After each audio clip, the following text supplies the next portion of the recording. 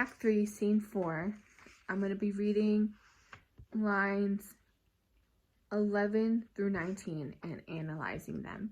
I'm going to give a little context in the beginning of this video to see what the scene is about and what is going on, and then go into the analyzing. So in this scene, this is where the queen and her ladies in waiting are. They're together, they're in the garden, and they're talking.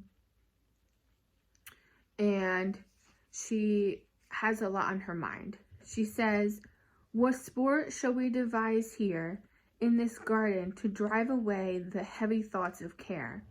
So she already has so much on her mind, starting with this scene. She already is thinking about what's going on with the king, and she just keeps thinking and thinking, and she can't get her mind off of it. So she asks her ladies in waiting, what should they do to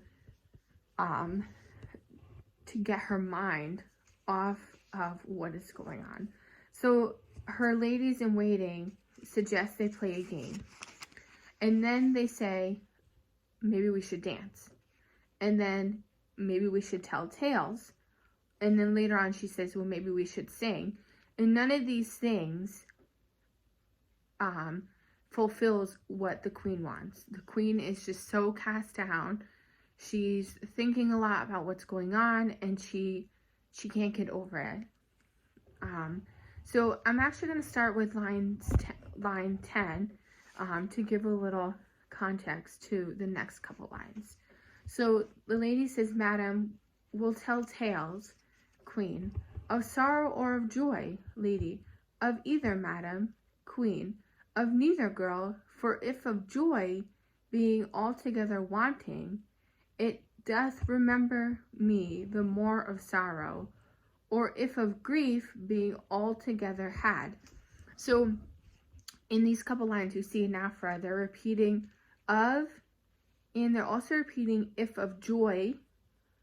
They're repeating if of. So there's of sorrow or of joy, of either, of neither, and then you see the little rhyming as well.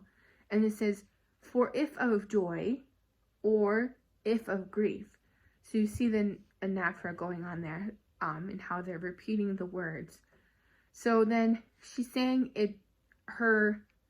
the sadness is more than her joy. She's lacking joy. She doesn't have any happiness about her. You can't see it because she's so cast down with her thoughts.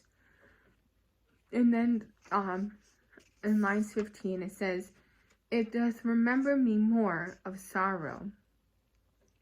So she said she's more reminded of her sorrows than of her joy. She's more reminded of what is going on than her joy. All of these suggestions that her lady in waiting said have not helped her get her mind off of what's going on with King Richard. So then it goes on, or if of grief being altogether had. So then here, the sorrow is like just filling her body. She's so full of sorrow that she has no glimmer of hope. There's no joy in her whatsoever. And then she adds on, it adds more sorrow to my wanting of joy. So again, she's lacking joy here. For what I have, I need not repeat.